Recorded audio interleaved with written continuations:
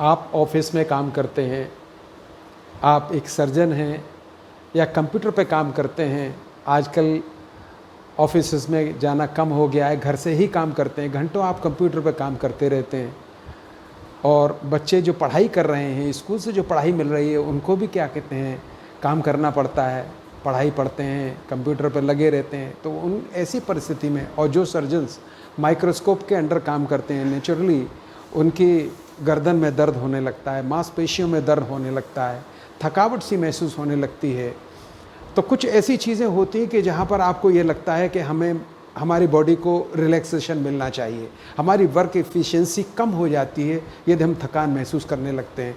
Office में बैठे बैठे चेयर पर, जैसे मैं अपनी चेयर पर बैठा हूँ, तो घंटों यदि मैं अपनी चेयर पर बैठा रहता हूँ तो नेचुरली मेरे भी मसल्स, जो थाई मसल्स हैं और बटक्स की जो मसल्स हैं, उनमें भी थकान महसूस होने लगती है। इन थकान को हम किस प्रकार दूर करें और अपने कार्य की एफिशिएंसी को कैसे बढ़ा सकें, उसके लिए कुछ एक्सरसाइजेज मैं बताता हूँ, जो कि कम से कम 5 मिनट यदि आप कर लें तो अपने आप को तरोताज़ा और अच्छा महसूस करने लगेंगे। सबसे पहली एक्सरसाइज मैं आपको बताता हूँ कि गर्दन की एक्सरसाइज होती है। यहाँ पर क्या करना है कि आप अपने हाथों को दोनों ऐसे उठाइए और पीछे लगा लीजिए। पीछे लगाने के बाद धीरे धीरे धीरे धीरे आप इस पर जोर लगाइए और लगा करके धीरे धीरे जोर को बढ़ाते जाइए और फिर धीरे धीरे छोड़ दीजिए। फिर प्रेशर डालिए, फिर प्रेशर को हटा दीजिए। धीरे धीरे प्रेशर को हटाना है और डालना है, ये करते रहना है। 4-5 बार करेंगे या इस तरीके से तो आपको काफ़ी आराम नेक की मसल्स में मिलने लगेगा। इस तरह से आप करें। एक एक्सरसाइज तो ये है जो बहुत अपने आप में बहुत महत्वपूर्ण रखती है। ऑर्थोपेडिक्स वाले भी इस एक्सरसाइज को बताते हैं, और जिनको सर्वाइकल स्पॉन्डिलाइटिस की बीमारी होती है उनके लिए तो खास करके ये बहुत ही लाभदायक होती है। इसको आप अवश्य किया करें। कम से कम इसको 5 या 6 बार, 7 बार या 8 बार, जितना आप कर सकते हैं उतना आप करें। एक तो ये एक्सरसाइज है। दूसरी एक्सरसाइज है कि दोनों हथेलियों को ऐसे मिलाएं और माथे के ऊपर यहाँ रखें और इसको दबाने का प्रयास करें। धीरे धीरे प्रेशर को बढ़ाएं, धीरे धीरे रिलीज करें, फिर धीरे धीरे प्रेशर को बढ़ाएं और फिर धीरे धीरे रिलीज करें। धीरे धीरे प्रेशर को बढ़ाएं, धीरे धीरे रिलीज करें।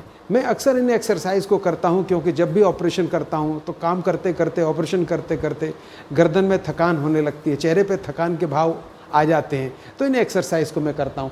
गर्दन को थोड़ा सा ऐसे मोड़ लीजिए 45 डिग्री पर, और 45 डिग्री पर मोड़ने के बाद में इसको फिर प्रेशर दीजिए। आप धीरे धीरे प्रेशर दीजिए, बढ़ाइए। और आप ये देखिए, ये आपका हाथ इस तरह से रहना चाहिए जिस तरह से मैंने रखा हुआ है, और इसको आप प्रेशर बढ़ाइए।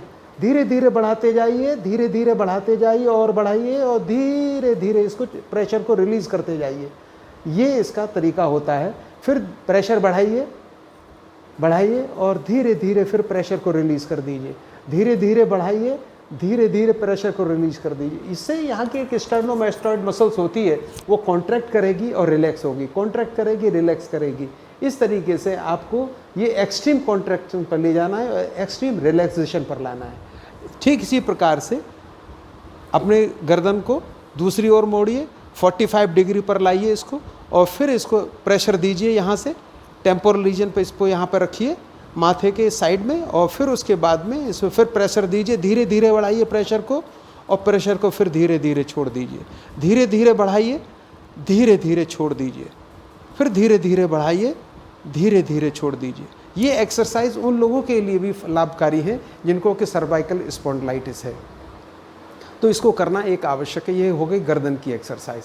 दूसरी चीज़, हाथ की मसल्स थक जाती हैं तो क्या करना है, आप ऐसे बैठ जाइए, ऐसे कर लीजिए, दोनों हाथों को मोड़ लीजिए और ऐसे करके घुमाइए इनको, ऐसे ऐसे देख रहे हैं आप होंगे। इसको हम क्लॉकवाइज एंटी क्लॉकवाइज घुमाएंगे, क्लॉकवाइज एंटी क्लॉकवाइज ऐसे करके घुमाइए तो आपको हाथों को बड़ा आराम मिलेगा। ये इसको आप करिए, कम से कम 2 मिनट करिए। सर की एक्सरसाइज में आप 3 मिनट लगाइए, हाथों की एक्सरसाइज में इनमें 2 मिनट लगाइए।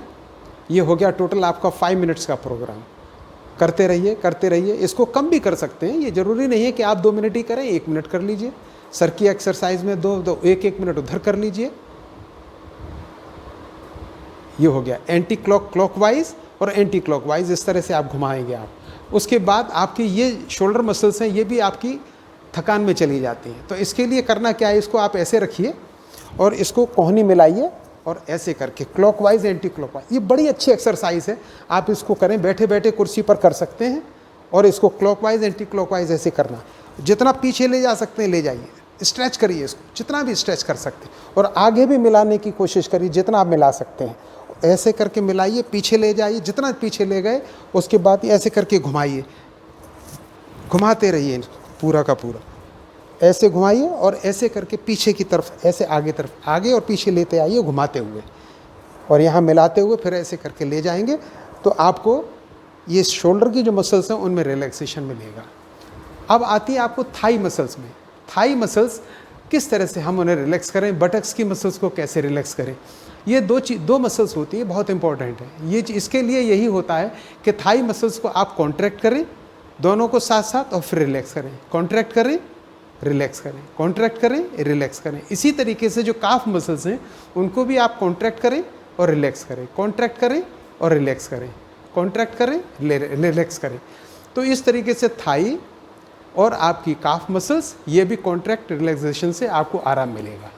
अच्छा, अब रही आपकी बटक्स की, जहाँ बैठते हैं वो मसल भी प्रेशर से, प्रेशर कंटिन्यूस प्रेशर पड़े आपका, कम से कम ये समझ लीजिए जो ट्रंक का वेट है, ऊपर का वेट है, टोटल वेट ये मान लीजिए आपका 70 किलोग्राम है, तो इतने ऊपर का वेट कम 50 किलोग्राम आप मान के चलिए, 50 to 45 किलोग्राम, और नीचे थाई का वेट हम इसमें नहीं जोड़ रहे, तो इतना कांस्टेंट प्रेशर आपके बटक्स पर रहता है। तो ये मसल्स जो है ना वो भी धीरे धीरे इस्चीमिया में चली जाती हैं, तो उनमें ब्लड सप्लाई कम हो जाती है। ये मैं नहीं कहता कि बिल्कुल कम हो जाती है, उनमें ब्लड सप्लाई रुक जाती है, इसलिए वो थोड़ी सी उनमें इस्चीमिया होती है, वो थकान उनमें महसूस होने लगती है, उनमें ऑक्सीजन की मात्रा नहीं जा पाती। खड़े हो जाइए आप, खड़े होने के बाद फिर आप इन बटक्स की मसल्स को, ये मसल्स दोनों बटक्स की मसल्स हैं, उनको बारी बारी से कॉन्ट्रैक्ट एंड रिलैक्स करें। आप देख रहे होंगे कि मैं बारी बारी से कॉन्ट्रैक्ट और रिलैक्स करता हूँ।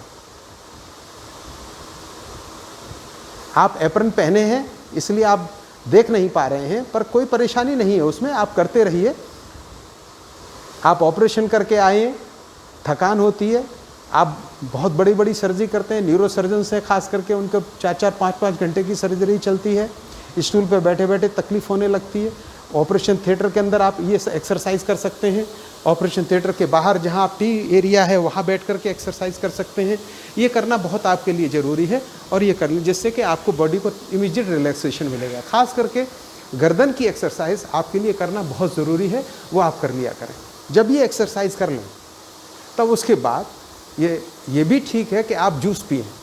यदि आप डायबिटिक हैं तो जूस न पिएं, नींबू पानी पी लें, नमक डाल के थोड़ा सा पी लें। हाइपरटेंसिव है तो नमक डाल लें, सादा नींबू पानी आप ले लें। चाय का सेवन कम से कम करें, ये आपको अच्छा रहेगा, आपके स्वास्थ्य के लिए लाभकारी रहेगा, और आप इसको करते रहें। खाने पीने में आप ध्यान दें, अच्छी पौष्टिक आहार लेते रहें। बॉडी को रिलैक्सेशन बहुत ज़रूरी है ड्यूरिंग योर वर्क। यदि आप काम के टाइम में अपनी बॉडी को रिलैक्स देते हैं, आपकी वर्क इफ़िशिएंसी, आपकी पोटेंसी बढ़ जाएगी, चेहरे पे प्रसन्नता रहेगी, आप खुश रहेंगे, अच्छा काम करेंगे, समाज की सेवा अच्छी हो पाएगी। Thank you.